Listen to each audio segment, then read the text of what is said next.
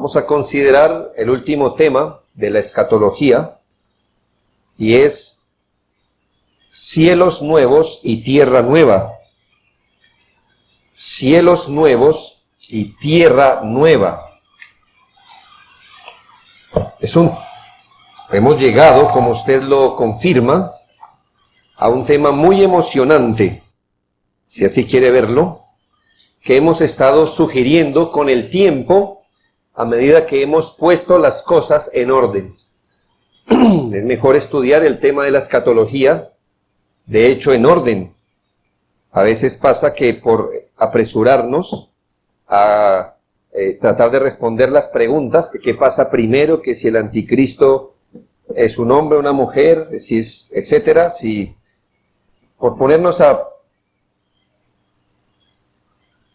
perdernos en las cosas inferenciales, perdemos de vista lo que es central y ha sido nuestro deseo poder colocar las cosas en orden desde un comienzo.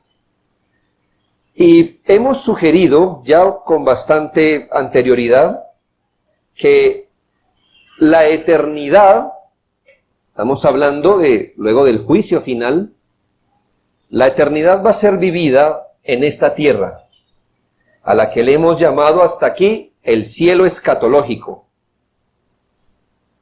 Y ya no es extraña esa expresión.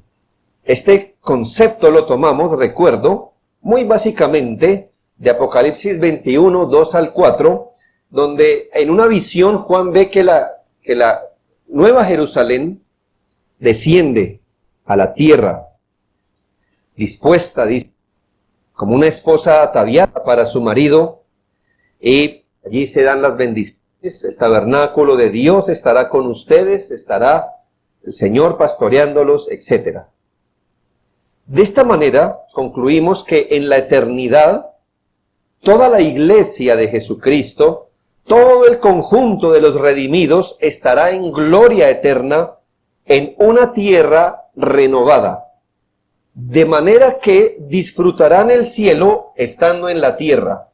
Espero que esa frase ya no sea conflictiva para nosotros, pues como vimos la diferencia actual entre el cielo, donde el Señor reina y gobierna, y la tierra, todavía se mantiene, pero un día esa diferencia será derribada. Pero queremos profundizar en este concepto que para nada en la Biblia es borroso. Así que, como siempre les digo, hermanos, si usted encuentra un libro donde enseñen esto y como lo estoy enseñando, quizá me tomé de ahí, ¿verdad? En esto no queremos ser de ninguna forma originales en esto. Así que vamos a ver en primera medida por qué es importante esta doctrina. Y segundo, cómo se plantea en la Biblia esta doctrina. Y abordaremos una cuestión al final parece técnica, pero nos ayudará a entender. Lo primero, ¿por qué es importante esta doctrina? ¿Por qué es importante aprender, entender el que la eternidad para los hijos de Dios va a ser vivida en esta tierra? ¿Y por qué somos muy insistentes? Porque, por supuesto, hay una eternidad que va a ser vivida por quien no es creyente, por el que no es de la iglesia. Y ya hablamos de la condenación eterna. Pero ahora vamos a hablar de la iglesia. La primera razón por la que es importante esta doctrina es que nos ayuda a tener una expectativa correcta de la eternidad por venir. Nos ayuda a tener una expectativa correcta de la eternidad por venir. Le doy un consejo a los niños y a las personas que no escriben rápido. Tienen que tomar la idea. Y de todo lo que dije, quizá usted hubiera puesto expectativa correcta, punto. Usted se entiende, ¿me hago entender? Es bueno que aprendamos, porque en la universidad, cuando los muchachos entren, es sin piedad. Bueno, que ahora unas veces, me vi ese cambio una vez, estaba dando clase, me recuerdo, Y entonces yo me esforcé por hacer cosas en el tablero y yo veía que nadie apuntaba. Yo dije, bueno, serán muy pilos, terminé. Y antes de orar, un momento, me dijeron todos y tomaron fotografía. Ah, no, pues así que gracias, dijo alguien, ¿no? Así que gracias, pero así es la cuestión de hoy. Pero sin embargo, hermanos, a veces dice, no, yo no tomé apuntes, pero grabé la clase. Me dice, bueno, ahí tienen un punto. Pero usted puede sintetizar lo que yo digo en 2 palabras. Lo que pasa es que a veces no concretarlas. Bien, nos ayuda a tener una expectativa correcta de la eternidad por venir. A veces, hermano, y en esto los predicadores tenemos mucha culpa, de que usamos frases que damos por sentado que todos las entienden o las entienden de la misma manera, como uno las tiene en su mente. Y a veces frases descuidadas, comentarios y hasta cantos nos pueden dar la impresión de una eternidad muy, llamémosle, espiritual. Algo así como que la eternidad tiene todo menos que ver con cuerpo y tierra, sino que tiene en algún momento que ver con algo muy, muy espiritual, con algo sobre las nubes, que pasa, como que hay mucho blanco ahí, en esa mentalidad donde como que si se piensa en la tierra uno dice, no, pero entonces ¿cuál es la gracia, verdad? Como que estamos hastiados de esta tierra y su razonamiento es correcto si la eternidad fuera a ser vivida en esta tierra en sus actuales condiciones. ¿Ya? Pero recuerde que estamos hablando de una tierra renovada, una nueva tierra que será dada por Dios. Hermanos, los creyentes debemos huir de la filosofía griega que hizo una dicotomía muy radical entre lo material y lo espiritual, casi que no se reconciliaban. Algo así como que la parte mejor del hombre es lo espiritual y por eso lo material es de segunda mano y por eso a veces, vuelvo y le digo, los predicadores tenemos mucho que ver en esto y a veces como que le comunicamos a la gente que Dios va detrás de su alma, aunque con su cuerpo, su vida y lo que sea, eso no es lo importante, pero debemos recordar que el Señor, por ejemplo, nos redimió alma y cuerpo, dice Corintios, santificados, o que la santificación, estoy parafraseando, sea en ustedes en cuerpo y alma, porque en ambas los compró el Señor. Así que, hermanos, nosotros no creemos que lo material sea malo obligatoriamente. Y mucho de lo material es malo por causa del pecado, pero es malo por ser material, es malo por ser pecaminoso. Ahora, puede ser que a veces demos la expresión, por ejemplo, en esta frase, viviremos un domingo eterno, a lo que yo estoy claro en lo que digo, pero muchos piensan que viviremos en un culto eterno. Haber escuchado de un predicador, ya hoy anciano, es un hombre que Dios ha usado mucho, no es famoso, pero las personas que Dios usa no son famosas, hermanos. Se llama Edward Donnelly. Ojalá pusieran muchos sus sermones en español. Es presbiteriano, eso sí, su único defecto quizás. Pero seguimos adelante. Él dice que tenía conflicto cuando era pequeño y escuchaba eso. Tenía un conflicto porque él decía, yo iba a la iglesia y los cultos me parecían largos, tediosos, complicados. A veces cuando hacía calor, me daba calor. Y cuando el predicador decía que la eternidad era como un culto eterno, él como que se escurría y decía, yo no quiero ir entonces al cielo. Él confiesa esas cosas. Pero hermanos, una cosa es decir que la eternidad será un domingo eterno y otra cosa que para muchos la eternidad consiste, y lo digo con respeto porque ¿quién no lo ha pensado? Que todos estaremos pisando nubes, todos con blanco, quizá con arpas en las manos, cantando y cantando y cantando y cantando por miles y miles y miles y miles de años. Y eso, creo, le quita mucha riqueza a lo que realmente será el fin eterno. Porque es necesario entender esta doctrina para que tengamos expectativas reales, bíblicas, de lo que es, por supuesto, la eternidad. La segunda razón por qué es importante esta doctrina, porque nos ayuda a tener una correcta perspectiva del plan redentor. Nos ayuda a tener una correcta perspectiva. Estas son las dos palabras claves para que Linney las apunte. Correcta perspectiva del plan redentor. ¿Qué quiero decir con eso? La Biblia es el libro de la historia redentora. ¿Su tema en qué consiste? En el desarrollo histórico del plan redentor. Eso en palabras sencillas significa que Dios es un Dios que desde la eternidad planeó salvar al hombre y ha desarrollado ese plan a lo largo de la historia.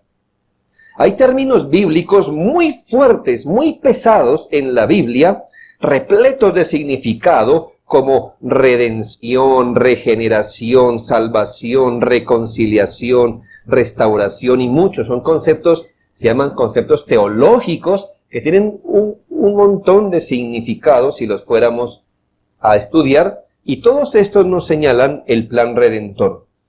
A lo largo de la historia, los cristianos han tenido que aclarar que cuando el hombre cayó en pecado, no solo cayó su alma en el pecado, sino que cuando cayó en pecado fue el hombre el que cayó en el pecado. ¿Me hago entender? O sea que el problema no lo tenemos solo a nivel de nuestra alma. Por supuesto que es lo principal, pero hermanos, es como si el alma cayera y el resto afuera del hombre siguió andando común y corriente. No, hermano. Y a veces pensamos, ciertamente morirás en el alma. No, también eso alcanzó al cuerpo, eso alcanzó a la creación, ¿verdad?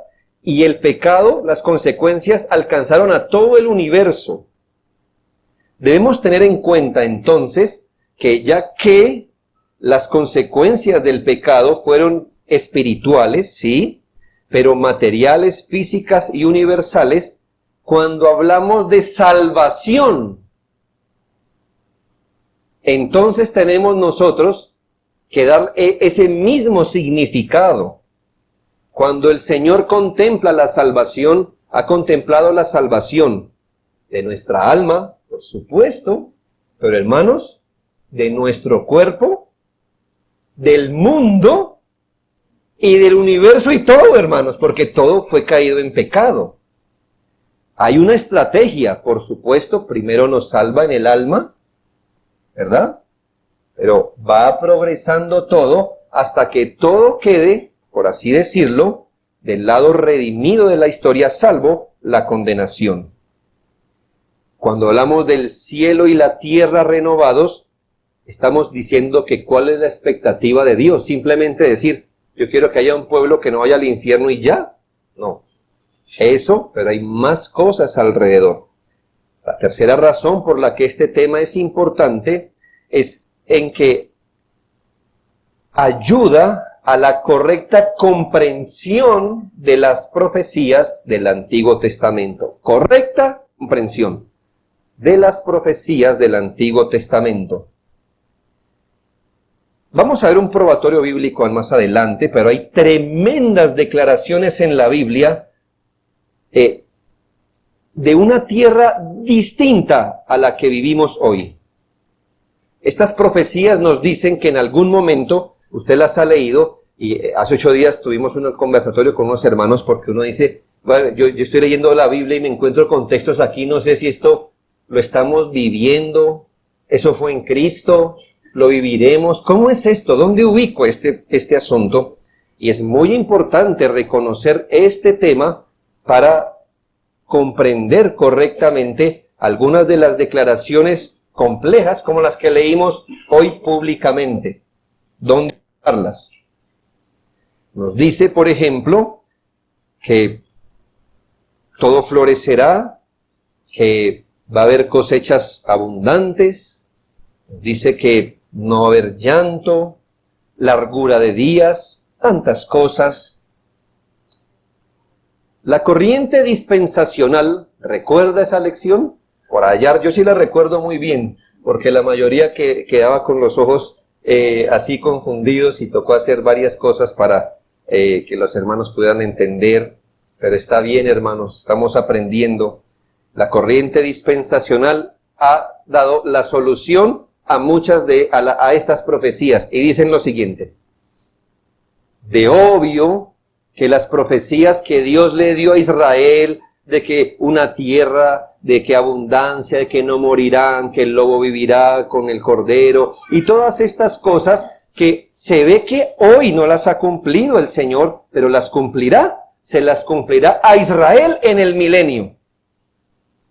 Esa es su estructura de entendimiento. Es decir, qué bueno que crean que Dios es fiel y que cumplirá sus promesas.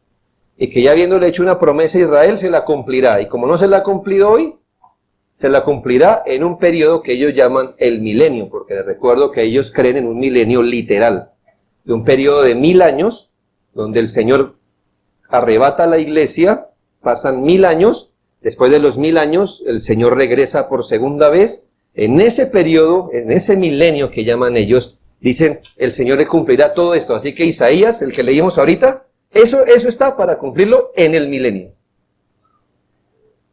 Bien, hermanos, les recuerdo que nosotros tenemos una interpretación distinta de Israel y la iglesia, y nos permite afirmar que muchas de estas profecías tenían en mente la iglesia.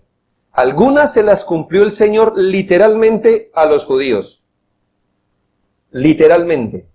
Como les daré una tierra. La pregunta es, ¿se las dio? Pues, ¿qué pasó con Josué? Pues se las dio. Luego se las quitó, pero se las dio. Cosas por el estilo, pero muchas de esas tenían en mente era a la iglesia, que es el verdadero Israel. Y otras tantas no se refieren a la iglesia en su estado presente, porque el dispensacional nos dice, bueno, si se cumplen en la iglesia, ¿dónde están? ¿Dónde está ese cumplimiento en la iglesia? Y uno no puede decir, no, espiritualmente es como si, bueno, hay algunas que son espirituales, por supuesto, pero nosotros, ¿qué respondemos a esto? ¿Qué pasa con esas profecías que tienen en mente a la iglesia, pero que no se han cumplido? Nosotros decimos, se cumplirán.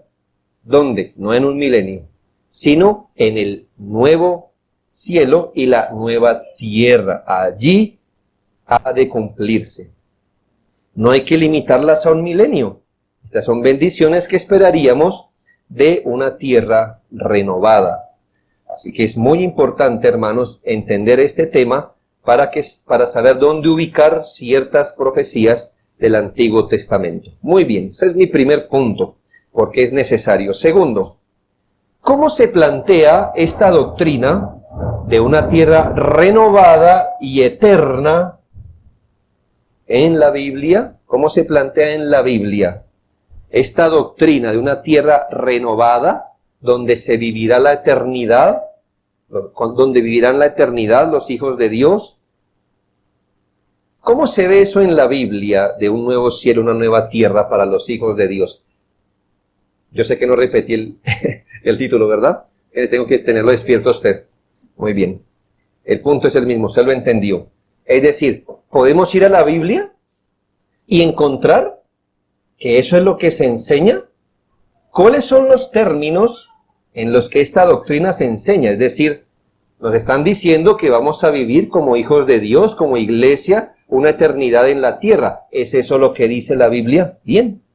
Recuerdo que desde Génesis comienza un relato de la creación, cielos y tierra. El dictamen de Dios sobre su creación, según Génesis 1:31, es: he aquí que era buena en gran manera. Ese es el dictamen de Dios sobre lo que creó, incluyendo, por supuesto, todas las cosas y el hombre. En todo un contexto de la relación de Dios con el hombre, jamás se excluye el aspecto físico de estas bendiciones. De hecho, Dios estaba bendiciendo al hombre de todas las maneras físicas y espirituales allí en el Edén cuando el pecado entró. El centro de la caída es la pérdida de la comunión con Dios, es decir, de la justicia original del hombre. Sin embargo, no solo el hombre perdió comunión con Dios y su justicia original, sino que la caída del hombre en pecado trajo consecuencias desastrosas a nivel físico. Repase Génesis 3, el impacto físico que tuvo la caída del hombre en el pecado. A la mujer le dice, al hombre le dice y a la tierra le dice. Así que hay consecuencias físicas. Entonces, hermano, no es para nada extraño pensar que cuando pensamos en la redención, lo pensemos también como Dios revirtiendo el daño que se hizo. Entonces, ¿cuál fue el daño? El hombre perdió comunión con Dios, su justicia, pero hubo consecuencias físicas, materiales y universales.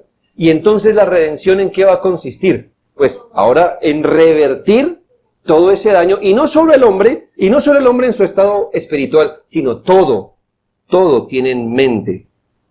El desarrollo posterior del propósito redentor se afirman en promesas dadas a un pueblo, por ejemplo, aquella dada a Abraham. Esta promesa es un tema constante en el trato del pacto de Dios con Abraham. Génesis 12:3, bendeciré a los que te bendijeren, a los que te maldijeren maldeciré, y serán benditas en ti todas las familias de la tierra. Quiero que solo mire esa perspectiva, que no solamente bendeciré a los judíos, sino a través tuyo bendeciré a todas las familias de la tierra. Parte de esta promesa se empezó a cumplir cuando el Señor ingresa a un pueblo, a Canaán, el cual se llamaba la tierra prometida, o la tierra que el Señor prometió.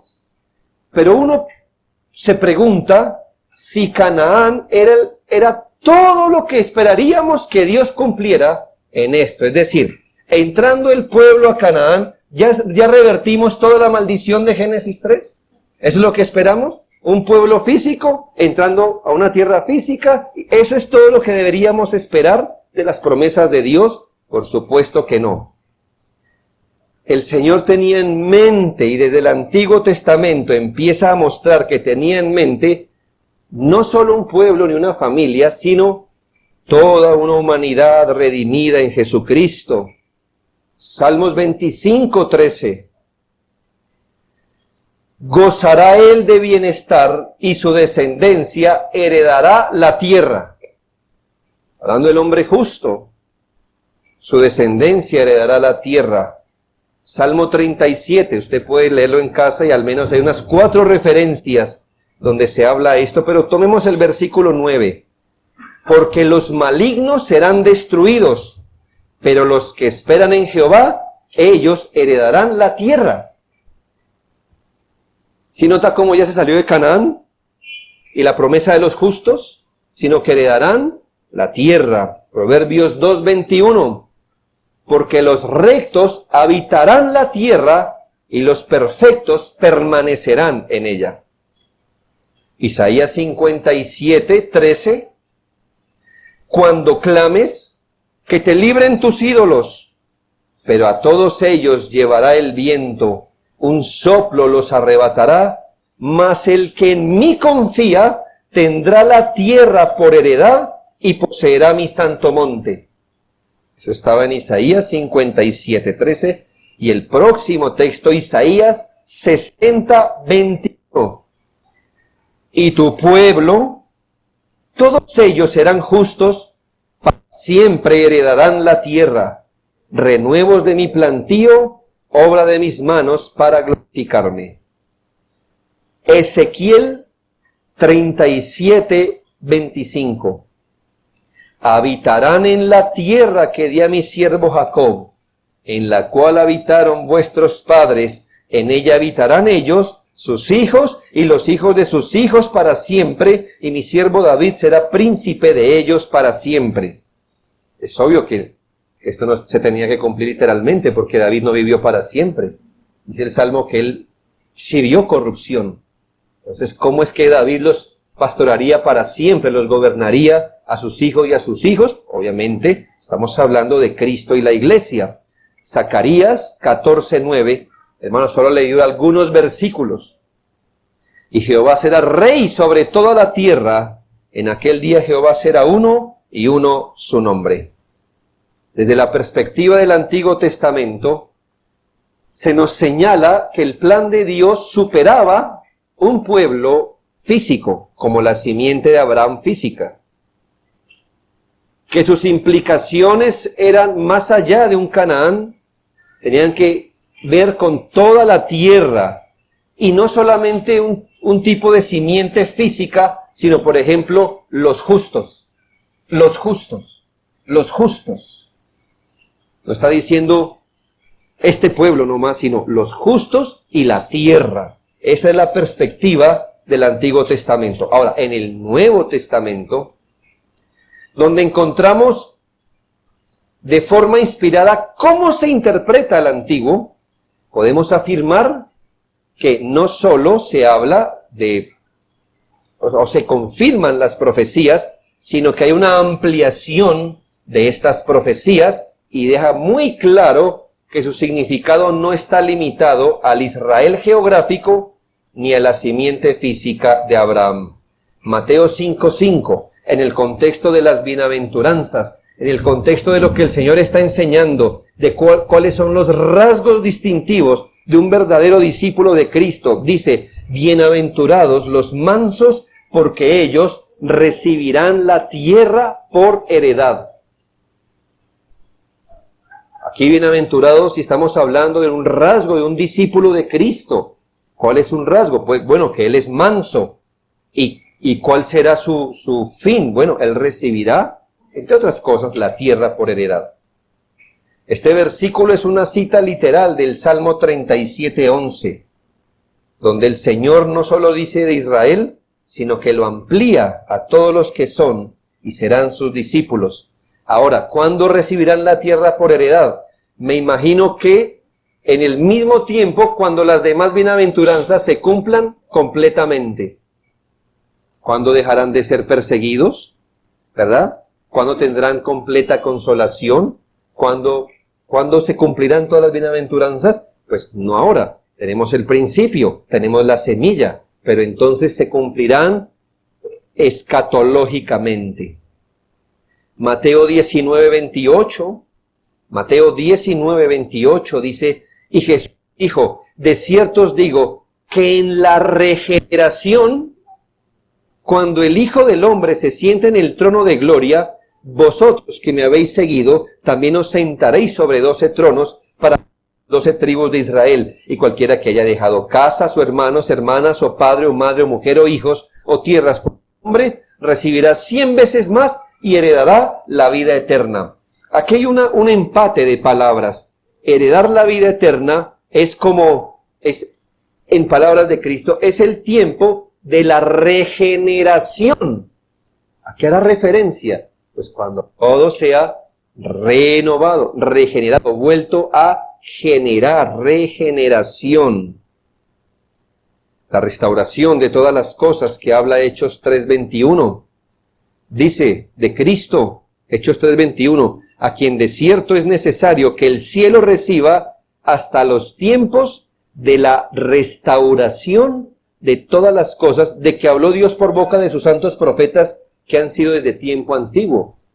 Entonces, es ese asunto de ver renovado, regenerado el orden presente, no solamente es del Nuevo Testamento, sino que dice Hechos, eso lo profetizaron desde tiempo antiguo. Ahora, el texto más claro del tema está en Romanos 8:19-21. ¿Qué está incluido en la regeneración de todas las cosas?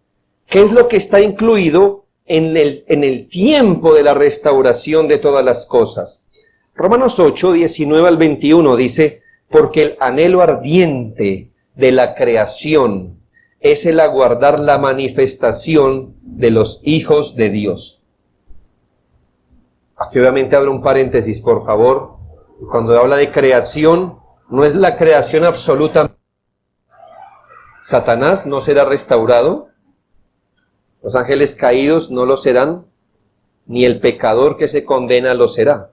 ¿A qué creación está haciendo referencia? No tenemos que ir a Génesis 3, ¿qué fue lo que se sujetó a vanidad?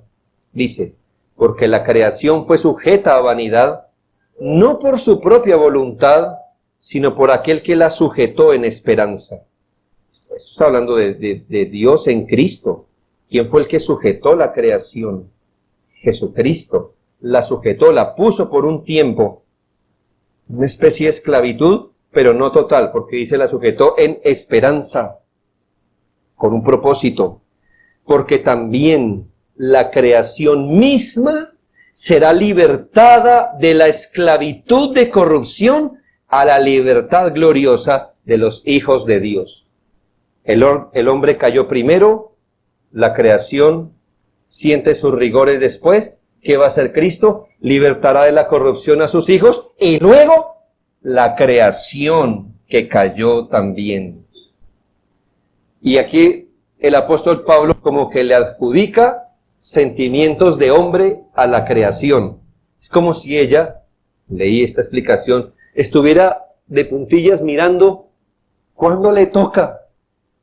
Y entonces ella sabe que Pablo está haciendo uso de un lenguaje muy didáctico. La creación sabe que lo que le pase a los hijos de Dios le pasará a ella.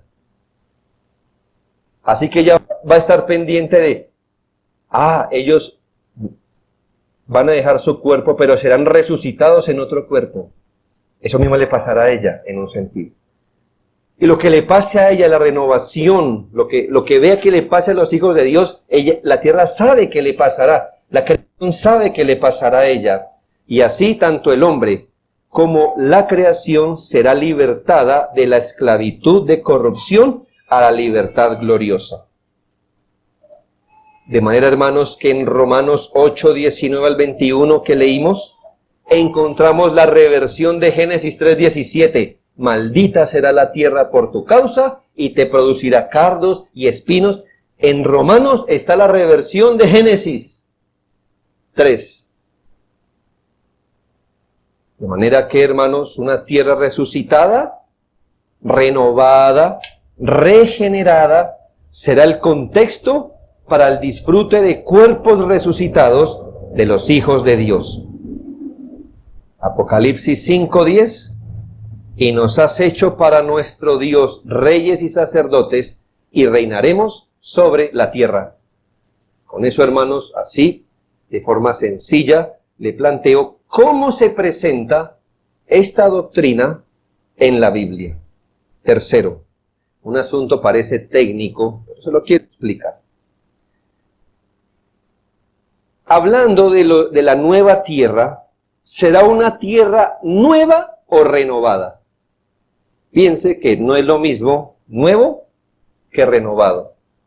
Nuevo que restaurado. ¿Sí? ¿Ha visto pues el programa? Me gustaba a mí un programa, la verdad. Lo quitaron. Debe ser porque era muy sano. Los restauradores. Tomaban cosas horribles, tenían máquinas, y uno decía, ¿qué habilidad tiene este hombre para...? Creo que no solo dejar el asunto como era nuevo, sino más bonito de lo que era y con los colores originales y todo, bueno. Pero algo es restaurado y algo es nuevo, ¿verdad? Nuevo es nuevo y restaurado es restaurado.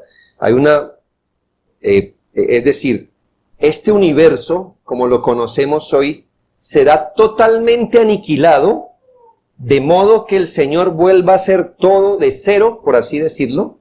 Será una creación nueva, o será esencialmente el mismo, solo que renovado y purificado. Hermanos, debemos saber que a nivel de los estudios teológicos, hombres de Dios muy estudiosos todavía no se ponen de acuerdo si el nuevo cielo y la nueva tierra serán nuevos o renovados, purificados. Tenemos que tomar una decisión, ¿verdad? Pasajes como los siguientes dan pie para llegar a las conclusiones de algo nuevo. Isaías 65, 17. Porque he aquí yo crearé nuevos cielos y nueva tierra, y de lo primero no habrá memoria, ni más vendrá el pensamiento. ¿Cómo ese pasaje que sugiere? Nuevo. Isaías 66, 22. Porque como los cielos nuevos y la tierra y la nueva tierra que yo hago permanecerán delante de mí, así permanecerá vuestra descendencia. Dice cielos nuevos y tierra nueva que yo hago, como si la volviera, ¿verdad?, a hacer. Mateo 24:35, el cielo y la tierra pasarán, pero mis palabras no pasarán. ¿Qué pasará con esto? Pasará. Segunda de Pedro 3:10, pero el día del Señor vendrá como ladrón en la noche, en el cual los cielos pasarán con gran estruendo, y los elementos ardiendo serán deshechos, y la tierra y las obras que en ella hay serán quemadas. Entonces Pedro nos dice, nos pone en el contexto de que todo pasará y todo será consumido como en cenizas. Entonces ahí tiene su tierra antigua. Apocalipsis 20:11, y vi un gran trono blanco y al que estaba sentado en él, de delante del cual huyeron la tierra y el cielo, y ningún lugar se encontró para ellos. Textos como estos hacen pensar que cuando hablamos de nuevo cielo y nueva tierra, son nuevos en todo el sentido de la palabra. Estamos claros, hermano, que eventos catastróficos y cataclísmicos acompañarán la destrucción de la tierra actual, y hasta ahí todos estamos de la mano, juntos, ¿verdad?, interpretando. Es decir, ¿qué creemos? Bueno, es que es obvio, Pedro lo dice, esto va a arder. Pero tranquilo, hermano, el clima, y no es porque estamos que, y ¿dónde estaremos nosotros aquí? Pues, hermano, de hecho sabemos que esto estará pasando de forma simultánea con el juicio final. ¿Me hago entender? De hecho, sí creemos en que el Señor va a destruir y a pasar por fuego esto. Y hasta ahí estamos. Sin embargo, 4 razones tenemos para rechazar el concepto de el nuevo o de la aniquilación total de lo antiguo. 4 razones nos llevan a concluir esto. Primero, el Nuevo Testamento en otros pasajes usa palabras explícitas para enseñarnos que más que nuevo es algo renovado. La palabra que miramos en Mateo 19:28, en la regeneración de todas las cosas. ¿Cómo le llamó el Señor a lo que vendrá? La regeneración. Ahora, déjeme hablarle de esa palabra. Esa palabra aparece una segunda vez en el Nuevo Testamento, en Tito 3:5, hablando de la regeneración del individuo, del nuevo nacimiento, ¿sí? ¿Qué dice Tito 3:5? Nos salvó, no por obras de justicia que nosotros hubiéramos hecho, sino por su misericordia, por el lavamiento de la regeneración y la renovación en el Espíritu Santo. Ahí se usa esa misma palabra. Ahora yo le pregunto algo. Cuando Dios, por su Espíritu, regenera a un individuo, ¿lo hace nuevo? O, más bien, tenemos que decir que redime, restaura, purifica al individuo que es. ¿Sí? O sea, yo le pregunto, aquí tenemos al hermano Pedro, bueno, a don Pedro, llamémoslo, a don Pedro. Él es don Pedro porque no ha creído, no ha sido regenerado. Pero el Señor le concede el nuevo nacimiento, es decir, la regeneración. Luego de su regeneración es don Mario, don Mauricio. ¿Quién es? Don Pedro, pero ¿cómo? Regenerado. Quiere decir que en un sentido sí es nuevo, pero en otro sentido es Él. Es Él, pero renovado, purificado, con nuevos afectos, nuevos pensamientos, una orientación nueva de vida, pero sigue siendo Él. ¿Y quién será glorificado? ¿Mauricio? No, Pedro. Pedro. Sin pecado, ¿verdad? Libre de todo mal, pero seguirá siendo Él. La misma palabra regeneración se usa para la tierra.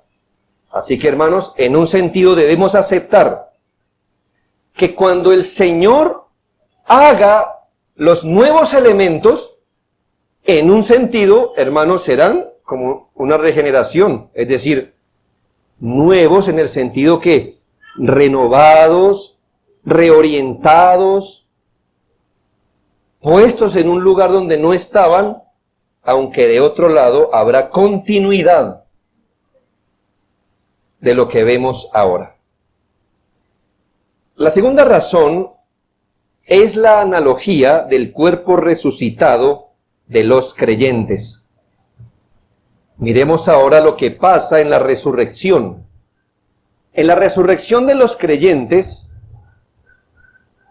nuestro cuerpo actual, hermanos, será deshecho. Vamos a suponer que fue a la tumba, se descompuso, está en cenizas completamente. ¿Cuál será el cuerpo de nuestra resurrección? En un sentido nuevo, porque aquel ya se descompuso, pero en un sentido el mismo, porque será usted. Lo tomamos del Señor Jesucristo. Murió, ¿verdad? Pero cuando resucitó, no fue otro completamente. Fue uno renovado, glorificado, pero no uno diferente completamente. La diferencia entre nuestros cuerpos actuales y los cuerpos de la resurrección, por maravilloso que sea, no quitan la continuidad. Es decir, hermanos, póngase a pensar en Elías. Elías murió con una apariencia, ¿no?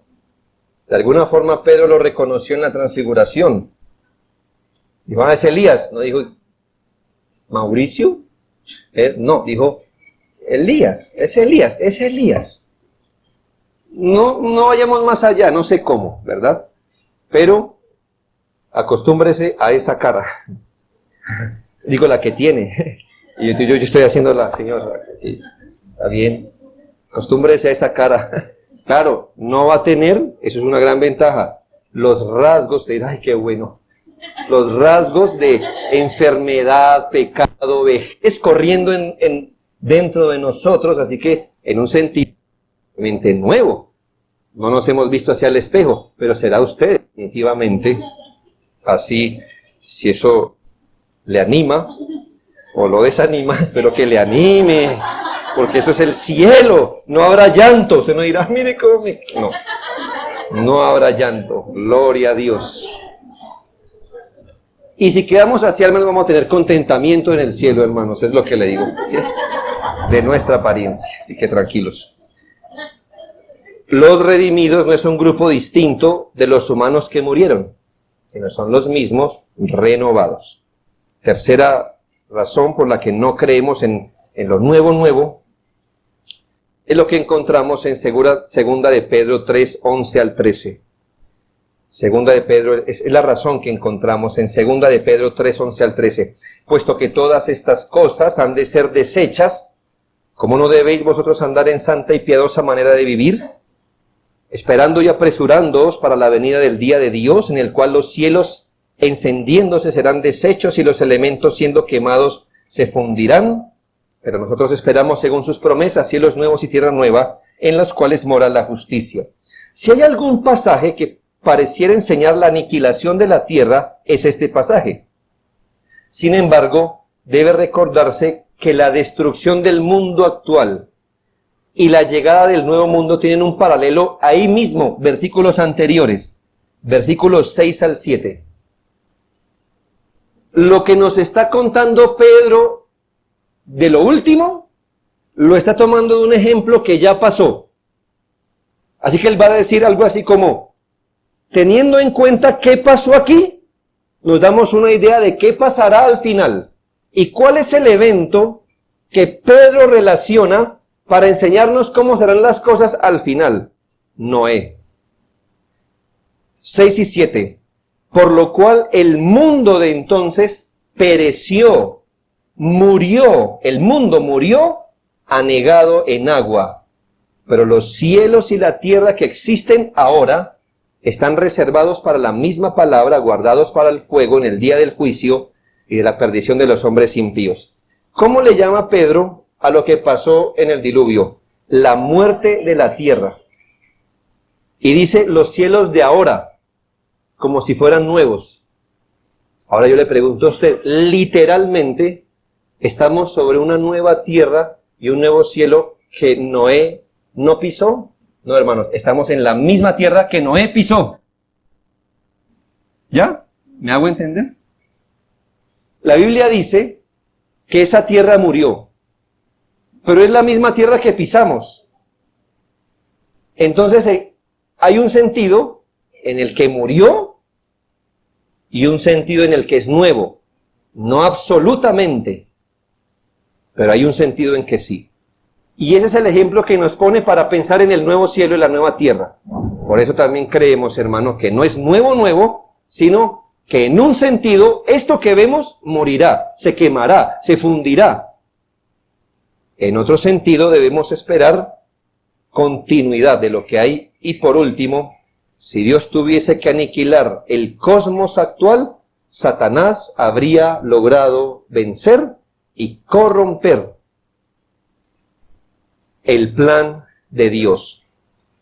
Es decir, ¿no habría sido un éxito de Satanás haber tomado la tierra de Dios, dañándola completamente de tal forma que la única solución fuera aniquilarla?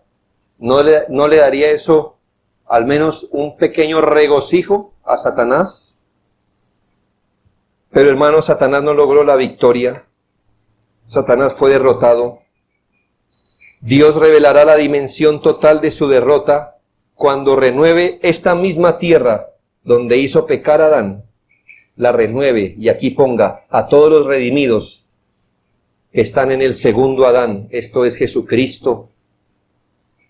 Cuando elimine de la tierra, que por culpa del pecado está corrupta, cuando elimine de la tierra la misma corrupción. Este mundo que ha visto correr el pecado, obviamente será fundido. Me gusta pensar en esa imagen. Fundirlo. Usted tiene, hermano, un metal que se puede fundir. Y ahí tiene una figura amorfa, horrible, fea. Usted toma esa figura, la pone a altas temperaturas y la funde. Y hace entonces una figura agradable. Yo le pregunto, ¿es nueva o está renovada? ¿Cierto? Bueno, es difícil, ¿verdad? Sí, muy bien, así me gusta que piense. En un sentido es nuevo, porque tenía usted, haga de cuenta, un autorretrato feo, cualquier cosa fea, pero luego hace algo bonito, y entonces usted dice, no, es distinto. Pero también, ¿de qué es hecho? De lo antiguo. Entonces, en un sentido, el nuevo cielo y la nueva tierra son distintos, pero en otro sentido, es lo mismo. Un hermano me hace una pregunta. Bueno, entonces, en el cielo se supone que no tenemos ciertas condiciones, ¿podremos, por ejemplo, volar? Y uno decía, bien, déjeme pensar esto.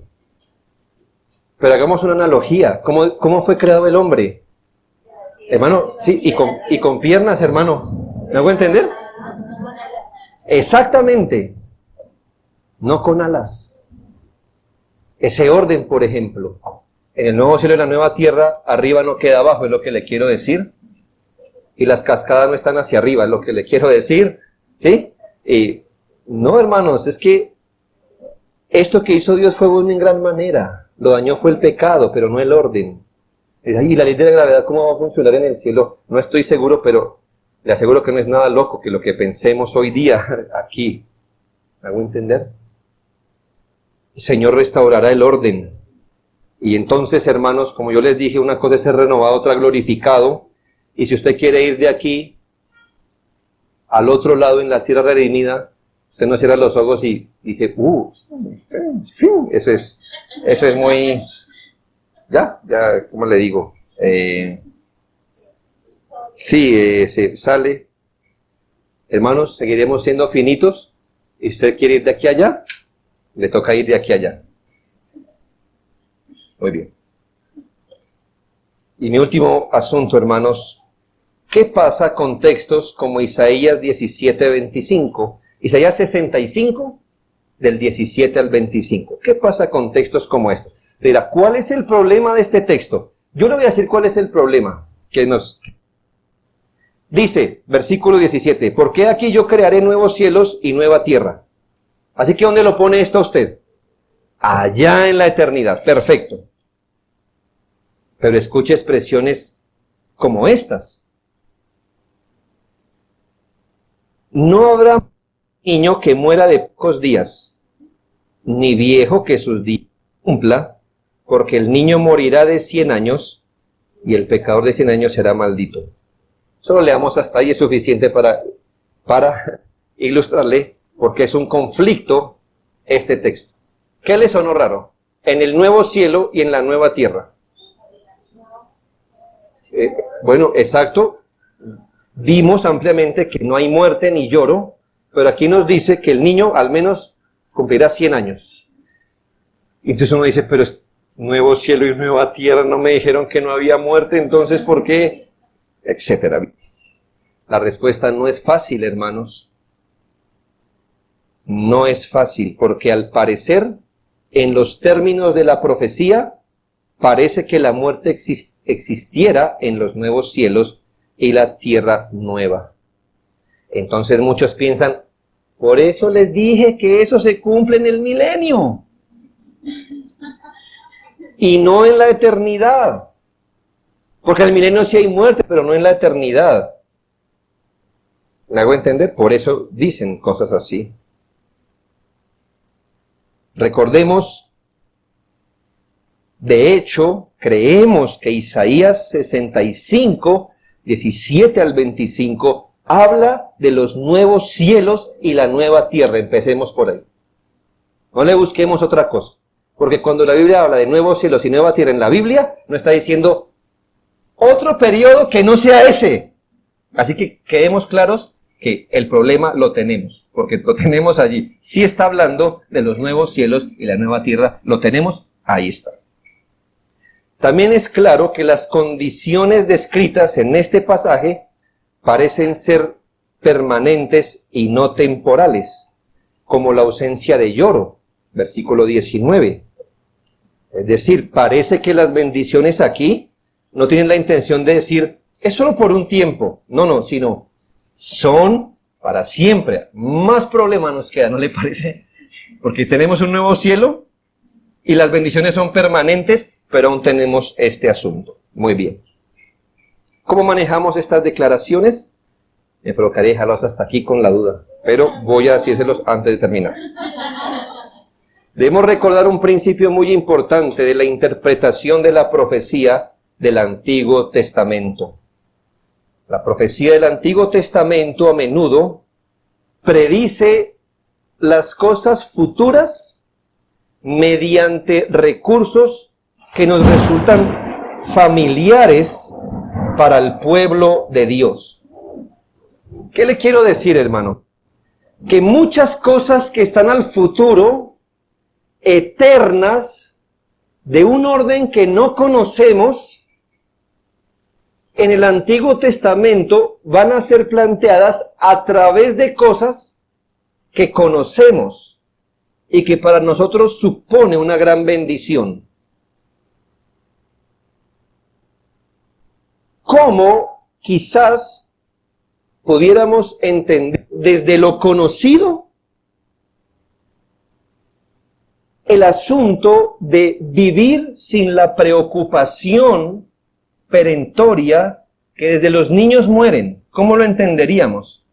Como si fuéramos muy longevos, porque en la Escritura ser muy longevo, al menos en el Antiguo Testamento, significa tener abundantemente la bendición de Dios sobre uno. Usando este recurso conocido, entonces podemos interpretar allí. Obviamente nosotros entendemos que hay partes de este pasaje que deberían ser entendidos de una forma metafórica, entendiendo el recurso de cómo los profetas toman asuntos conocidos para mostrarnos lo desconocido. Te dirá, pero eso no me suena porque yo no veo eso en más pasajes. Bueno, le voy a comprobar uno nomás, porque no quiero hacer largo el asunto. El cielo es descrito en Apocalipsis como con piedras preciosas, oro y cristal. Usted lo leyó, no vamos a ver esos textos. Lo leyó, ¿verdad? Oro. En el cielo, supuestamente, el cielo será de oro, de oro. Muy bien. En Primera de Pedro 1:7 dice que el oro es un material perecedero. Entonces, ¿qué hacemos, hermano? Llégueme a la conclusión. Sin meterle más, así, al grosero literal. Es decir, no, dice en la Biblia que el cielo es de oro, en el cielo hay oro. Bien, Primera de Pedro 1:7 dice que el oro es un material perecedero. Entonces, ¿qué vamos a encontrar en el cielo? Exactamente, que se nos va a gastar. Yo pensé que era eterno. Ahora bien, ¿cómo lo explicamos, hermano? Desde lo conocido, hoy, y póngase en las sandalias del hombre del Antiguo Testamento. Allí está. ¿Cuál es el material más permanente que conoce? El oro, por supuesto. Que ni quemándolo se lo quita usted encima. Ahí está el oro. Y entonces, ¿cómo es descrito el cielo? En ese material. Pero no puede usted aplicarlo completamente literal. Porque entonces tendríamos que asumir que el cielo sufrirá un desgaste.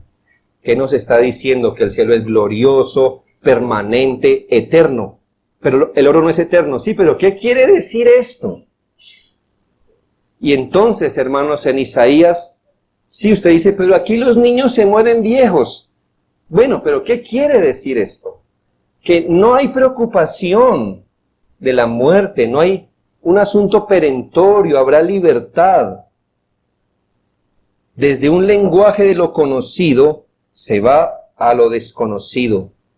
De manera, hermanos, que sin duda tendremos que adjudicar este pasaje como literatura profética, alegórica, que nos muestran desde lo conocido las glorias de un nuevo cielo y una nueva tierra. Dice, porque según los días de los árboles serán los días de mi pueblo. Esa es su forma de decir que vamos a vivir eternamente. Eternamente. Es que usted podía vivir en la antigüedad diciéndole a la gente, mire, este árbol lo conoció su bisabuelo. ¿Ya? Parece eterno, pero es que es un recurso de la Escritura para esto, hermanos. Definitivamente, hermanos, Dios quiso envolver esto en estos términos para que no empezáramos a disfrutar ahora desde el cielo, sino que tenernos en esperanza para cuando lo disfrutemos allá. Bien, hermanos, próximas preguntas. Quizás el próximo año se las respondo de este tema. Está bien, hermanos. Gracias por atender. Oremos.